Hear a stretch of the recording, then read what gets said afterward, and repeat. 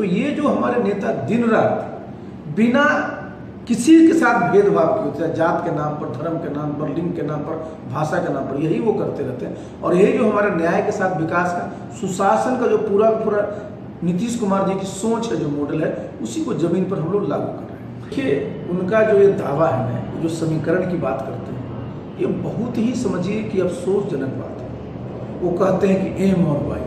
बताइए, मैं कई बार इस बात को कर चुका हूँ कि हमारे नेता की सोच क्या है? समावेशी समाज, समावेशी विकास। मतलब अगर आप अल्फाबेटिकली जाइएगा, जो एम और वाई बोलते हैं, यहाँ ए टू जेड है और ए टू जेड में एम और वाई सम्मिलित है। आज आप देख लीजिए हमारे यहाँ भाई सभी समाज के, चाहे एम का ले लीजिए चाहे वाई का ले लीजिए, एक नहीं कई हमारे विधायक हैं, एमपी हैं, मंत्री हैं। तो हम लोग तो सबको साथ लेकर के चलते हैं और हमारा कोई समीकरण नहीं है। हमारा तो पूरा का पूरा बिहार का ही जो विकास है वही हमारे नेता का संकल्प है।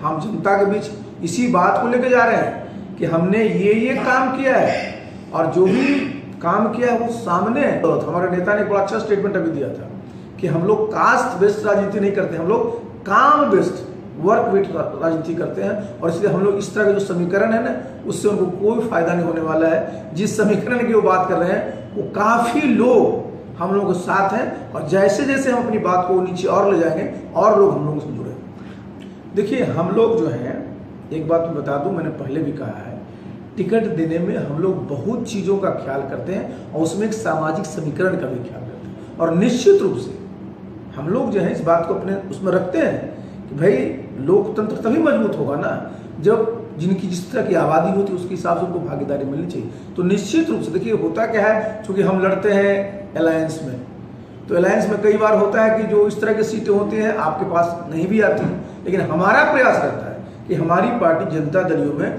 प्रतिनिधित्व इस समाज का भी अच्छा होना चाहिए। देखिए, एक बात मैं बता दूं, जिनको कोई काम नहीं करना है ना, इस तरह की बात करते रहते हैं। बिहार में जो लोग भी गरीब हैं, जो लोग भी बेरोजगार हैं, जिनकी आमदनी कम है, सरकार का क्या संकल्प होना चाहिए? सरकार का संकल्प होना चाहिए कि सबके विकास के लिए हम लोग योजना बनाएं, उसके लिए संसाधन इकट्ठा करें और उन योजनाओं को इस प्रकार से लागू करें कि नीचे जो हमारा सबसे जो गरीब आदमी है उसको लाभ मिले। और हमारे नेता यही कर रहे हैं। और ये जो कार्ड है ना सब, ये कार्ड ये लोग जब जैसी तब तैसी, जब इनको मौका मिला था कौन रोका था इनको? और एक बात मैं बस स्पष्ट कर दूं कि देखिए, समाज में विद्वेष नहीं फैलाना चाहिए, काम ऐसा करना चाहिए जिसमें समाज में जुड़ाव, अगलाव और बिखराव की स्थिति नहीं होनी चाहिए।